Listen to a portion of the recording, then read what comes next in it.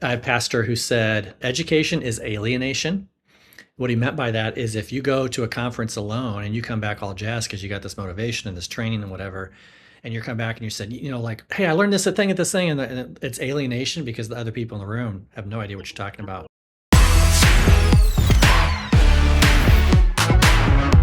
Well, hey, everybody. Welcome to the LeadingSmart Podcast.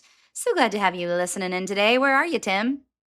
I am in Chilliwack, Canada, which if you say Chilliwack, which is kind of how it's spelled, they'll laugh at you, they'll mock you, but it's Chilliwack in British Columbia, not too far from Vancouver. So gorgeous there. It's amazing. I have a question for you because last time you were there, I think you told us the funny story about the border crossing agent. Did you get him again this time? No, as I did not drive across the border this time. I flew in and out, which is what I try to do most of the time because it's super easy to get through customs immigration at the Vancouver airport. So that's what I did. Nice. Well, you're also wearing different glasses today. We were on a Zoom right before this. So if you just listened to us, head on over to YouTube. Tim's got his this is your words, not mine. You just said it. Okay. I'm not calling them this, but your 1980s glasses on. Should we show them the difference? So the story is that my glasses that I can actually see through, which are these, if you're watching on YouTube, broke in Italy. I was on vacation and almost fell down like an Italian cesspool drain, but I was able to capture it before it fell through the drain. But anyway, it's broken. I ordered some new ones. They're not coming in for a while. So I pulled these old ones out that I really can't see through. Like I can't read on my screen. So I just make Are it they up. helpful at all? Like, why are you even wearing them if you can't see through them? They're great for long distance. They help me for seeing Okay. things across the room, just not up close on my screen. So every now and then I might just do this just so I can see. And it'll be just a very memorable episode because of that. Well, it was funny on the Zoom right before this with our colleague Anna, you like turned your head and it kind of looked like there was like a glitch in the Zoom, multiverse or whatever, because your whole side of your glasses was gone. That was hilarious. Anna's jaw, like you could tell she was like trying to figure it out. Like her jaw dropped and was like, what just happened? So funny. Well, I hope you get your glasses back soon. All right. We've been thinking a lot lately about how people learn. A couple different interactions you and I have had. We just publicly launched, I think it was last week or 2 weeks ago when people are listening to this episode, that we publicly launched our 2027 gatherings, which we're doing 4 in 2027. If you have not yet heard about those, you can head to leadingsmart.com/gatherings, and we'll tell you more at the end of this episode about that. So that's kind of got us thinking about how do people learn. And then you and I kind of went back and forth on this Instagram reel that you saw that was a woman challenging the typical conference setup and just kind of asking the question around, do people still desire to learn from conferences? Like, do we want to go and hear a talking head? What does that look like? And so just kind of through those conversations, you've been thinking a lot about how do people learn? And you've kind of come up with like 4 different ways that people learn. So that's what we're going to talk about today. I think this is applicable to whether you are a lead pastor and you're working on sermons every Sunday, or whether you're an executive pastor and you are responsible for bringing vision to action. Communication is a massive, I would probably argue, the most important part of taking, vision to action. I think it was Simon Sinek, Tim. I saw a quote recently, which is so humbling, of like, communication is not just,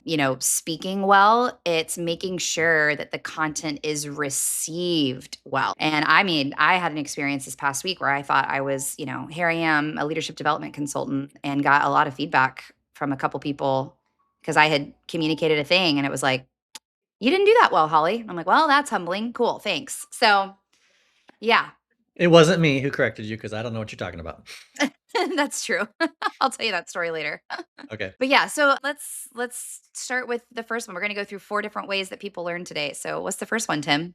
A little more background kind of on when I was 18, so I guess I took my first job when I was 17, turned 18 about 2 weeks later. We didn't call them gap years at the time, but it was kind of a gap year because I didn't know, I had some ideas. I had a couple of different, low-level scholarships, some things I could do, but I was like, I don't know what I want to do. So had this opportunity, did it for about a year, grew in my leadership. I thought I'll do this one more year and then I'm going to go to college. Did it one more year. And then I remember just getting feedback at the end of that year of, do I need to go to college? What's this about? And I remember this guy, I don't remember his name, but I can still see his face. And he was probably 55 and like super smart and like positionally in a really high level position in his industry and his work.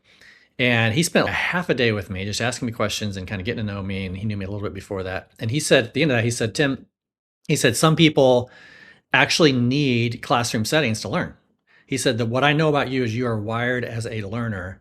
You can go to the classroom and you'll be fine and you'll learn a ton. You can also learn outside of the classroom and you'll excel there as well. I mean, thinking back on that and then just thinking about even 3 years ago when we started these gatherings, 4 years ago now, I guess, of like, okay, what do we want to create? Well, I kind of want to create something that I would want to be at, the type of setting that I enjoy the best. So just thinking like over the last couple of weeks of like, what is it about that? Because we're all kind of different kind of learners. And it seems like there's one type of learner or one type of way of learning would be learning from experts. I would consider that, classroom setting, conference setting, teach me something I don't know. We're all going to kind of sit in rows. We're going to listen to this lecture. You're going to teach me some frameworks. You're going to teach me some best practices, some proven principles. And I still do that. I go to the Global Leadership Summit every year in order to learn from experts. So I wouldn't say that's my strongest learning style, but that is definitely one way. And a lot of people really appreciate learning that way. So learning from experts would be the first one. Yeah, which is interesting that I guess the Global Leadership Summit, I view a lot of that though as like motivational, but I guess they are experts. And even if they're like a motivational speaker, it's like someone who is known for specific focus or thing. Anyway, you just got me thinking, what's the difference between like a Yeah. professor who's a doctorate and Yeah. whatever and like a motivational speaker? Are they experts or are they not? That's probably like a more philosophical question that we're not supposed to get into today, but that's where my brain went as you were Well, talking. no, but Holly, you can compare those two. I cannot. I've never sat in the professor's classroom, but I That's imagine they're true. teaching you about literature or about someone. I was telling someone about this new movie coming out called Odyssey, and they said, Mhm. that's based on the Greek gods. And I'm like, nope, nope, missed that class completely. What? I thought it was about a Honda minivan. I really had no idea. No, I That's wasn't sure. so funny. But I do think like the type of like experts I like learning, there's a bit of motivation to it, but like a lot of times it's like, how do I lead better? How do I work through conflict? How do I start this thing? How do I Mhm. finish this thing? It's very kind of tactical, even though it is motivational as well. It's not like, let me teach you about, Italian history. It's not that kind of Mm. that I lean into as much, but yeah, Yeah. learning from experts is the first. The second one is learning from peers. When I think of peers aren't necessarily someone that you even know. It's not like a friend. Like that'd be something Mhm. different. Like a peer is someone who's like sitting in the same seat you're sitting in and doing very similar things as what you're doing, which is what I love about our gatherings. It's what I love about our online our discussion forum that we have through Mhm. Groups.io is that you've got people that are sitting in all, and we got hundreds in that group. We have 30 in a room that come to our gatherings. And these are people that like they're sitting in the same chair I'm sitting in, right? And so Yep. as an executive pastor, an executive leader, or second chair leader at a church, you get real myopic and you're just trying to like solve a problem and you don't realize someone else has already freaking solved this problem and I can just lean into that and learn from peers. And so that involves honest conversations, shared experiences, crowd wisdom. What I love about our gatherings is like 3 weeks before they come, we just say, what are you struggling with? What are your challenges? What do you need to learn? And then we focus 6, 8, 10 hours of discussion conversation around those top issues. And Mhm. so I learned from peers really well. I used to love when I was in the second chair seat at churches, both churches that I served at, I would take time every year or so and just go visit some other churches and say, hey, can I have a half a day of your time? And I just want to pick your brain and find out what are you doing that we haven't figured out yet, or where are you ahead of us? Because I learn really well from peers. Yeah. And the other thing that I like learning about from peers is it helps you feel like you're not crazy. Like when you're the person who, especially if you're on the executive team, the buck stops with you and you don't know what you don't know because you've never been there before. And so, I mean, even if you quote have been like on your resume, let's say you've sat in that role in a different organization, that was a different organization. And so I always leave conversations with peers going, "Oh, okay. this is not necessarily, I mean, I'm sure there's always Holly problems, but it's not necessarily a Holly problem. This Yeah. is a organizational problem that people are facing in other seats as well. And that's just always so encouraging. I hear that a lot at the end of our gatherings of people going, okay, I feel not crazy. It's like, yes, that's a Yep. great feeling. So, okay, what's the third one? I think the third way people learn is through experience. And by experience, I'm talking, some of these overlap. You can learn Yeah. through experience from peers. When I think of experience, I think of case studies. I think of current issues. I think of applying things immediately. Like we did that whole discussion last year in our gatherings about org charts. And then we gave people, big white sheet slip chart paper and like go draw your org chart. And then we poke holes in each other's org charts. So that's like a learning through experience, also learning through peers. And so it's a little bit of both in that. But a lot of people, it's like hands-on. Some people can just capture it in a notepad, but other people like, give me hands-on, let me actually work through this myself. Yeah. I think about even in college, we had one of my business classes, I think it was junior or senior year, we did like simulation exercises. And that was so powerful to be able to take all the theory. And of course, it was still a fake scenario, but we were competing, like our business class was competing against other business classes around the country, all in this online simulation. And I think about, that was like what, gosh, close to 20 years ago now probably, and, now I think it could be so much cooler, like, use Yeah. VR, like, I mean, we were like, this was, Back early, in the like dark ages. yeah, in the dark ages, but, uh or, like, I loved one of my favorite ways to learn too, which I feel like kinda touches on this too, is, like, through case studies, like, we would Yeah. read, like, which we kinda brainstormed about this a couple weeks ago, like, what would it look like to kinda have so we would have, like, the Harvard Business Review case studies in Yeah. class, and read them, and then we would kinda talk about, "Okay, like, what would we do if we were in this situation?" And you and I even kinda brainstormed what would it look like to kinda do that at our gatherings, like, present, like, a scenario and have the tables brainstorm together, like, "What would you do if this was your responsibility to Yeah. fix this issue or bring a church out of this crisis," or etcetera. I love those, um it's kinda like you're playing the game of Clue, but with an organization, you know? You're able to practice it before you're in it, you know? Yeah. And what's cool, we've done this a handful of times. I remember doing it last year with the leaders from Watermark at one of our gatherings. But you've got people in the room. One of the questions we ask in our pre-survey is there anyone else in the room you'd love to learn from about something? And so Mhm. a couple people in their survey wrote, we want to hear what Watermark is doing with these certain types of affinity groups that they were doing. So, and we just got, okay, great. Have John Cox come up and sit on a chair and just tell us about it. And it's a case study. It's like, here's what, he's like, I don't know if this will work everywhere. Here's what's working at our church. So I think Yeah. that's a key way people work. The fourth one, which is going to sound very much like the second one. The second one was learn from peers. The fourth one is learn through relationships. Here's where I would differ it. Like for me, learning from peers, I may or may not know this person, but they sit in the same seat I sit in. Relationships, I know these people, and who I learn with matters as much as what I learn. And so a lot of times, like our learning is enhanced and it's enjoyable. It's actually fun because we're doing it with people that we love walking through life with. And so we're in this trusted relationships. And sometimes learning from peers, those turn into relationships. But what I love to see when we do these gatherings is people to come as teams, and they come with Mhm. another person or four people or three people that are on their lead team. This year, for the first time, we're actually doing it one specifically for lead teams, and it's actually a requirement to come as a team. But even in our executive pastors, second chair leader gatherings, a lot of times people come as peers. And I know for me, the times through my life when I went and did a learning thing on my own versus went and did a learning thing with my team or with a few people from my team. And then you're coming back and you're talking about you had the same experiences. I have a pastor who said all the time, he said, education is alienation.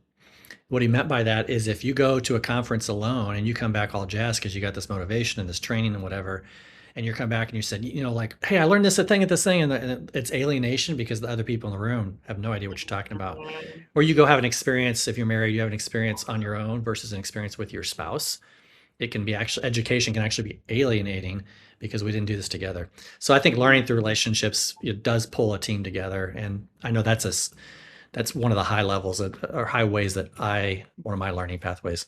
Yeah, that's awesome. I There's a woman who is a billionaire, um, and a Christian, and she was at an event that I was at one time, and I was just really, admired her and inspired by her story and all of the things. So I went up to her afterwards and I said, "Hey, would you be willing if I like she lives in California. So like if I flew out on my own dime, could I just have like an hour? I would love to, pick your brain about leadership and all the things." And she actually she did give me her phone number, which was very generous. She said, "In my experience, I've actually learned less from like advisors and coaches, and I've just surrounded myself by incredible friends, and I learned the most from them."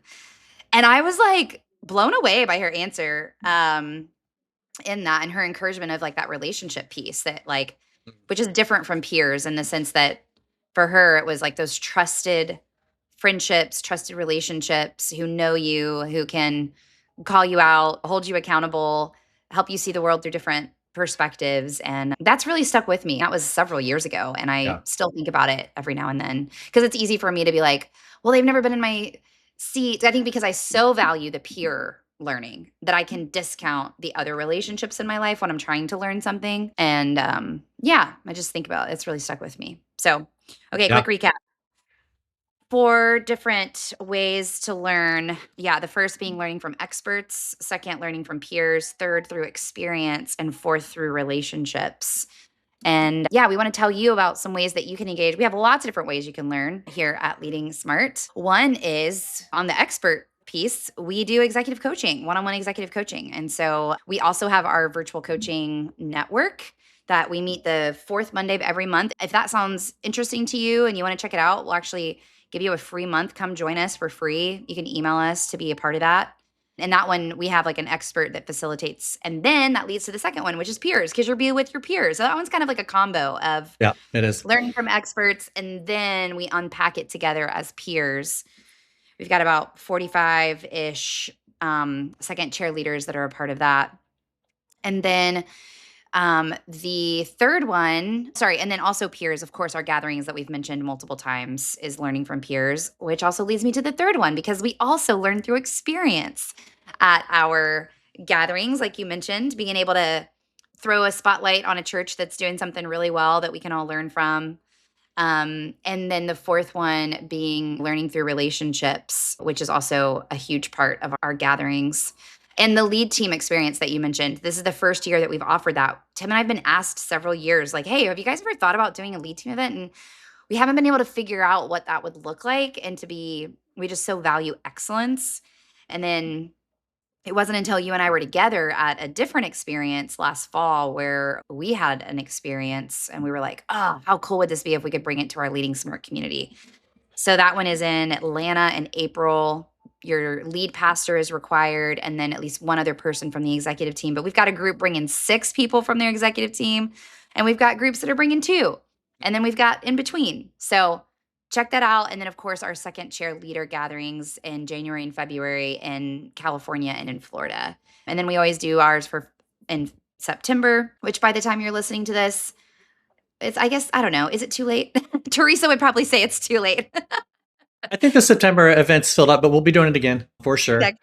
And so there'll Yeah. be opportunities for that. For the ones that are next year, they're filling up faster this year than has been true in the past. So one of them's 50% full. We keep the maximum number of people or teams limited because we really want to have a fantastic learning experience for everyone. So it doesn't feel like you're in a large room in a conference.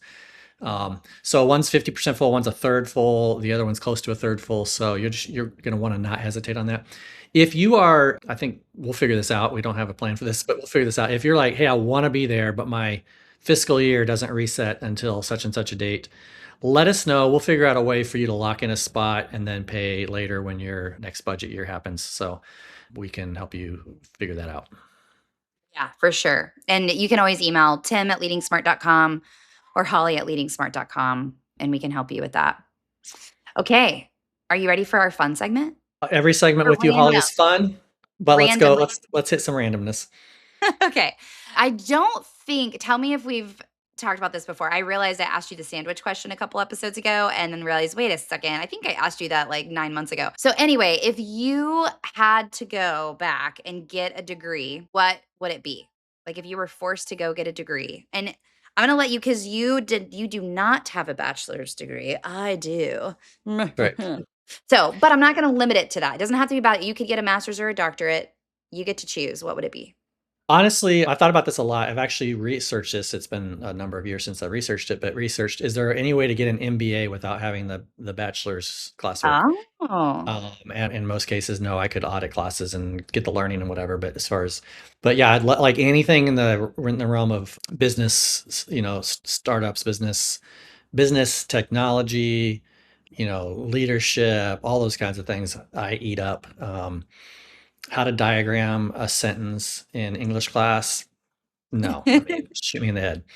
But yeah, Well, says the guy who's written 7 books before AI existed. yeah. I had editors too, so it was good. But history, I appreciate history. I don't necessarily want to learn from history. Art, I appreciate some art. I don't need to learn the history of the art. But like anything in the relation of like the practical, let's build something together kind of thing. How do we do that? How do we get better at that? Yeah, that's awesome. Yeah, cool. And I've actually been thinking about this. I've identified a program that I actually might do. We'll see. We're waiting to Okay. get a quote back on mold remediation from our home that looks like it's going to be horrible. So we'll see. That's step 1. Step 2 would be then to invest in this program. But I think because a lot of people have even said like, Holly, why don't you get your MBA? My hot take is that I think the traditional MBA program is actually going to be more and more irrelevant as AI continues to get better and better because I think a lot of MBA, not all of them, a lot of MBA programs over index on data analysis. And I Mm. think that's going to be automated. And the part that I think is not going to be automated, that's going to become more and more and more and more and more important is the people component. So I'm really interested in organizational leadership. There's a program at Rice that kind of fuses like business and social work together. I think it's in the social work school, not in the business school, but it kind of migrates them together. But Eastern University in Pennsylvania has a master and doctorate in like organizational leadership. And so that's the one that I'm looking at. It's all online. The master's one is online, the doctorate is hybrid. Yeah, I've been thinking about it a lot. If someday I could call you Dr. Holly Tate, I know. oh, I'm working nothing on would it. bring me greater pleasure. That'd be amazing. Yeah. You Yeah. just need the paper. You already got the smarts. So Oh, you're kind. Thank you. But it is interesting, even in we talk to a lot of boards here at Leading Smart, and it's interesting. Sometimes I talk to boards that would agree with you and be like, "Oh yeah, you guys have been in the trenches, you've done it." Our team collectively has over 100 years of church consulting experience, or church leadership experience and or consulting experience, I would say. yeah. And then every once in a while, I'll get, an engineer-minded board member who cares a lot about degrees and et cetera, which I also always think it's fascinating. You're one of them. And then you think about a lot of the tech giant leaders, most of them do not have degrees. Mm. That's the other thing about an MBA that, like, I think a lot of folks who have MBAs over index on like research and data rather than action. Whereas at the end of the Yeah. day, like action is really what leads us to success, however we define it, whether it's moving a mission forward, generating revenue, achieving goals. We can think about things all day long, but if we're not moving things to action and learning from it, we're never going to make progress. So, anyway, okay, that was way too long, but clearly that got me on a Good. soapbox. Yeah. All right, Yeah. everybody. As always, if you have any questions, please email us. You can also book a time on my calendar at leadingsmart.com. And otherwise, we will see you next week. Very good. See y'all next week.